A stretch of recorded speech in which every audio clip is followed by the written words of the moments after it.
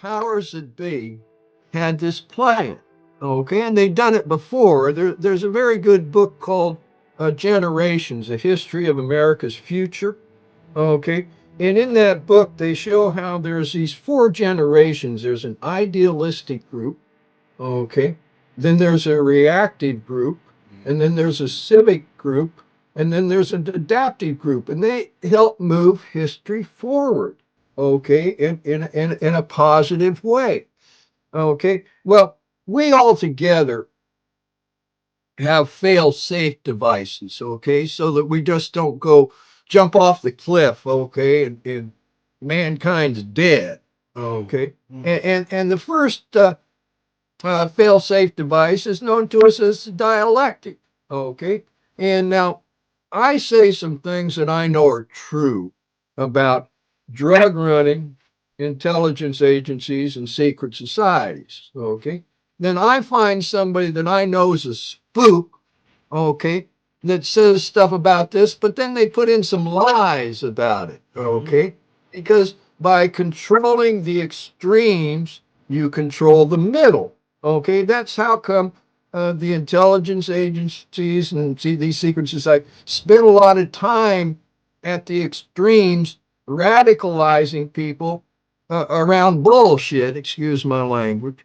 Okay. So again, because by controlling the extremes, you control the middle. Well, the next fail-safe device we have is this cycle of generations. Okay. Now, in this book, Generations: A History of America's Future, they show how the kids that were the idealistic group, in other words, the teens and the preteens in the 1860s, okay, didn't cohere as a generation. Okay. Some of them joined the generation after, some of them joined the generation before, some of them just went off in the woods and did weird stuff. Okay. And uh,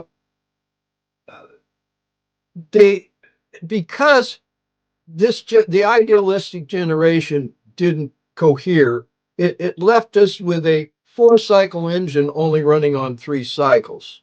Okay. And it makes it much easier for these forces in the shadows, okay, the secret societies, intelligence networks, and blah and blah, to come in and affect our body politic much more. They're able to, and so what they were able to do was to especially because as time goes on, this thing gets weaker and weaker in our body politic, and so they were able to foment the Spanish-American War, okay, which was about drugs, okay, because secret societies, Skull and Bones was started by William Huntington Russell, whose family business, Russell and Company, was the largest opium smuggler in America and the third largest in the world. And the other person that started was Alfonso Taft. Well, uh, they were making huge fortunes, okay, in opium, selling it to the Chinese and other places, okay. And Delano, Warren Delano, who was Franklin Roosevelt's grandfather, was a main factor for Russell and Company for 20 years in Canton. Matter of fact, he made a fortune there, came back to the United States, lost it in a panic, went back and made another fortune.